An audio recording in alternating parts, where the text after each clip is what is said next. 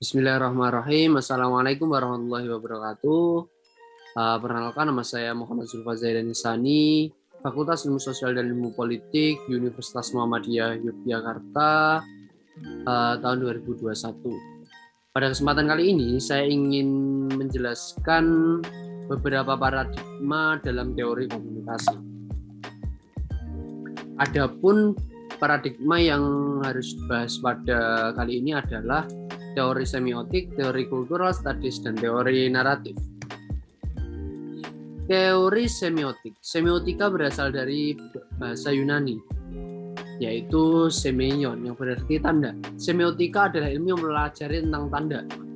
Jadi, dalam pandangan Zeus, segala sesuatu yang dapat diamati dan dibuat teramati dapat disebut tanda, dan tidak terbatas pada benda.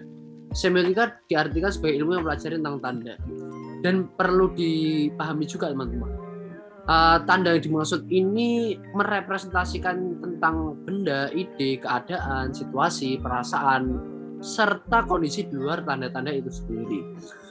Menurut Little John, dalam bukunya teori komunikasi, yaitu Theories of Human Communication edisi ke-9, semiotik bertujuan untuk mengetahui makna-makna yang terkandung dalam sebuah tanda atau menafsirkan makna tersebut, sehingga diketahui bagaimana komunikator mengkonstruksi pesan.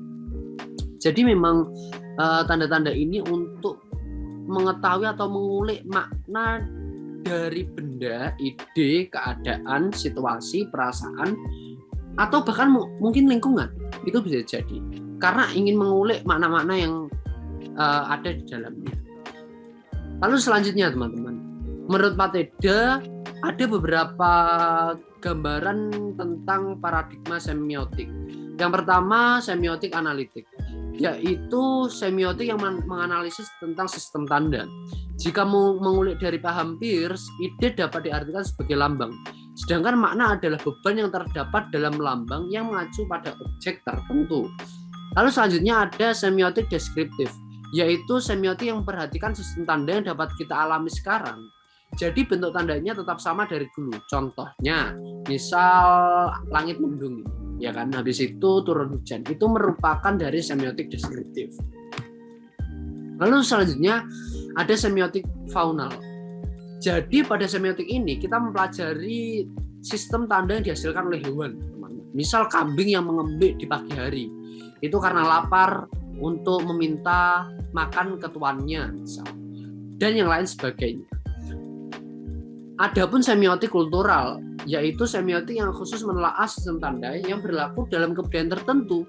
Contohnya penggunaan kata di akhir kalimat, misal yopo. Nah, itu adalah kata-kata yang digunakan oleh orang-orang asli DIY Jateng. Jadi kayak gitu, ada po-nya gitu kan. Habis itu yo ye. Nah, itu adalah orang-orang Jawa Timur bagian selatan.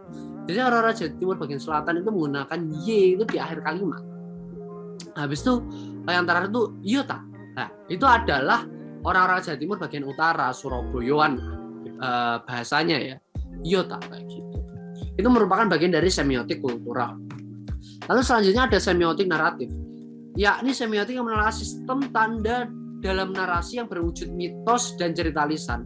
Contohnya itu cerita Malin Kundang. Kita percaya bahwa cerita atau pesan yang terkandung dalam Malin Kundang itu harus menghargai orang tua, ya kan? Jadi kalau misalnya tidak menghargai orang tua, misal jadi seperti Malin Kundang gitu, didoakan oleh orang tuanya menjadi batu dan akhirnya menjadi batu beneran. Itu merupakan bagian dari sistem semiotik naratif. Lalu selanjutnya ada semiotik natural, yakni adalah ketika sistem tanda yang dihasilkan oleh alam, teman-teman. Seperti contohnya banjir, tanah longsor, itu merupakan sistem tanda yang dikeluarkan oleh alam. Mengapa kok terjadi banjir maupun tanah longsor? Itu dikarenakan kelalaian manusia karena sudah menebang hutan secara liar, tapi tidak melakukan reboisasi. Sudah membuang sampah tidak pada tempatnya, akhirnya menyebabkan banjir. Padahal sudah ada fasilitas berupa tempat sampah untuk tempat kita membuang sampah. Lalu selanjutnya, semiotik struktural, yakni semiotik yang khusus menelaah sistem tanda yang dimanifestasikan melalui struktur bahasa. Lalu yang terakhir yaitu semiotik sosial, yakni semiotik yang khusus menelaah sistem tanda yang dihasilkan oleh manusia yang berwujud lambang, baik lambang berwujud kata maupun lambang berwujud kata dalam satu yang disebut kalimat. Mungkin kalau akhir-akhir ini kita sering mengarah ke Jakarta sentris gitu. Atau dalam bahasanya anak muda itu bahasa jaksel gitu. Itu merupakan bagian dari semiotik sosial. Lalu selanjutnya masuk ke dalam cultural studies teori. Asal muasal teori, lahir di tengah semangat neo-marxisme yang berupaya untuk meredefinisi Marxisme sebagai perlawanan terhadap dominasi hegemoni budaya tertentu. Jadi cultural studies ini berakar karena dari gagasan Karl Marx ya teman-teman. Karena memandang bahwa kapitalisme itu telah menciptakan kelompok elit. Jadi orang-orang yang berkuasa pada saat itu tuh meminggirkan orang-orang kaum-kaum bawah, kaum-kaum mustadafin, kaum-kaum yang terpinggirkan atau termarginalkan. Jadi begitu. Lalu pengaruh kontrol penguasa atau pengaruh orang-orang kapital pada saat itu menimbulkan apa ya? Menimbulkan rasa bahwa orang-orang bawah itu tidak bisa mengontrol masa depan atau cita-citanya. Akhirnya muncullah yang namanya teori cultural studies ini. Para pendiri cultural studies ini juga mempunyai latar belakang pendidikan sastra, teman-teman. Hal itu sebenarnya udah bisa ditilik dari perkembangan paham strukturalisme dalam kritik sastra yang berkembang pesat di Eropa ya pada masa itu.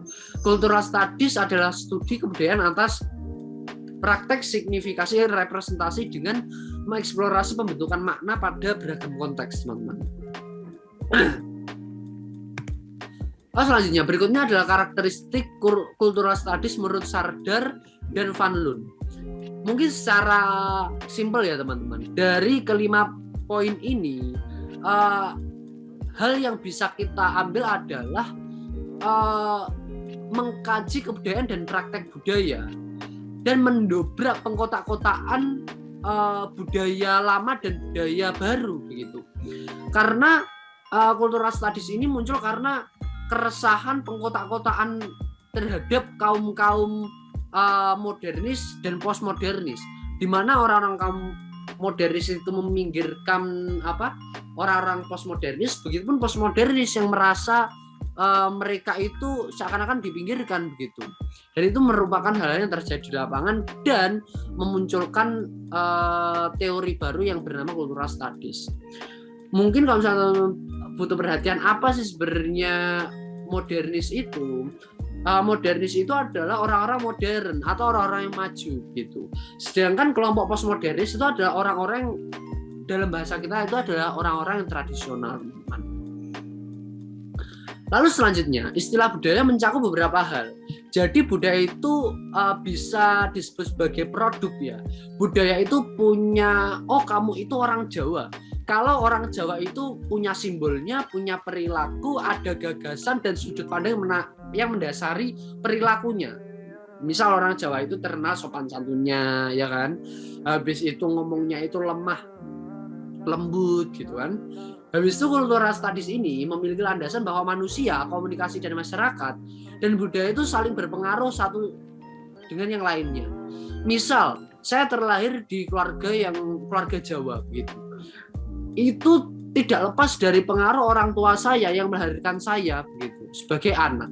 Jadi orang tua saya, ayah ibu saya itu berpengaruh atas pembentukan dalam diri saya, khususnya kategori budaya. Jadi saya bisa bahasa Jawa, habis itu saya bisa lebih halus ngomongnya karena pakai nada yang rendah gitu.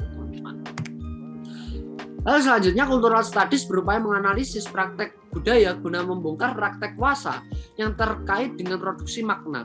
Dalam perkembangannya, cultural studies dibentuk sebagai disiplin kajian yang khas, memiliki karakter yang berbeda-beda pada setiap wilayah. Ingat teman-teman, posisi media di sini itu sangat penting untuk membongkar praktek kuasa atau praktek pemerintah pada masanya. Jadi cultural studies ini dalam rangka membongkar kejelekan pemimpin pada saat itu. Makanya muncullah cultural studies. Media ini berposisi di tengah sebagai penerjemah penguasa, begitupun media itu juga sebagai pemberi informasi kepada masyarakat bawah atau yang bisa kita sebut sebagai postmodernis. Lalu selanjutnya adalah naratif teori. Sebenarnya apa sih naratif teori gitu kan? Narasi berasal dari bahasa Latin, yaitu nare, yang artinya membuat tahu. Dengan demikian narasi berkaitan dengan upaya untuk memberitahu sesuatu peristiwa. Sesuatu atau peristiwa yang dimaksud di sini adalah peristiwa yang mempunyai rangkaian atau urutan peristiwa. Jadi jika memberitahu sesuatu atau peristiwa yang tidak terdapat rangkaian atau urutannya, seperti misal papan penunjuk di jalan, habis itu jadwal siaran televisi di koran, atau mungkin lowongan kerja di sosial media, itu tidak termasuk dalam konteks narasi, teman-teman. Lalu sebenarnya narasi itu bisa dikategorikan juga ke dalam dua hal, yaitu narasi fiksi maupun non-fiksi, atau non-fiksi ini bisa disebut dengan fakta. Yang sebenarnya cerita itu atau narasi itu disusun secara berurutan. Hal ini memungkinkan khalayak atau komunikan itu untuk terlibat dalam cerita tersebut. Narasi juga harus dibedakan dengan deskripsi, teman-teman. Ketika deskripsi itu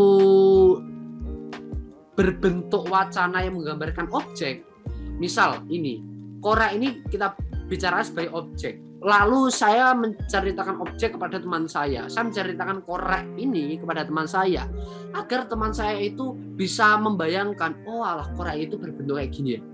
Lah kayak gitu. Lalu jika kita mengulik narasi merupakan suatu bentuk wacana yang berusaha menceritakan sesuatu kejadian atau peristiwa, teman-teman. Jadi saya menceritakan tentang peristiwa Ramadan kemarin.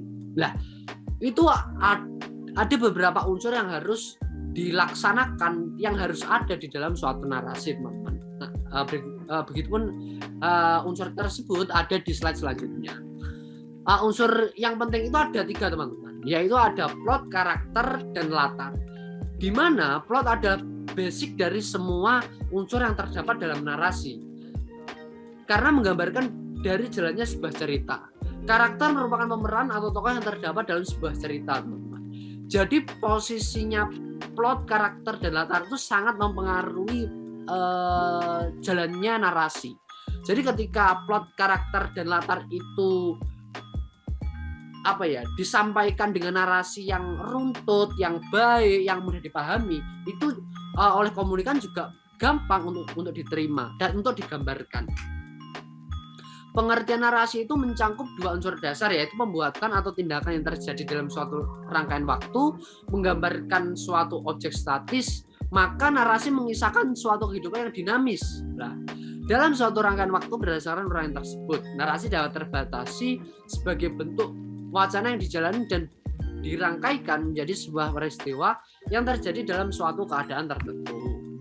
Narasi menurut Bragnigen, narasi adalah cara untuk saya mengelola data spesial dan temporal menjadi penyebab dan munculnya efek keterkaitannya sebuah peristiwa dari awal, tengah, dan akhir cerita yang menimbulkan sifat dari cerita itu.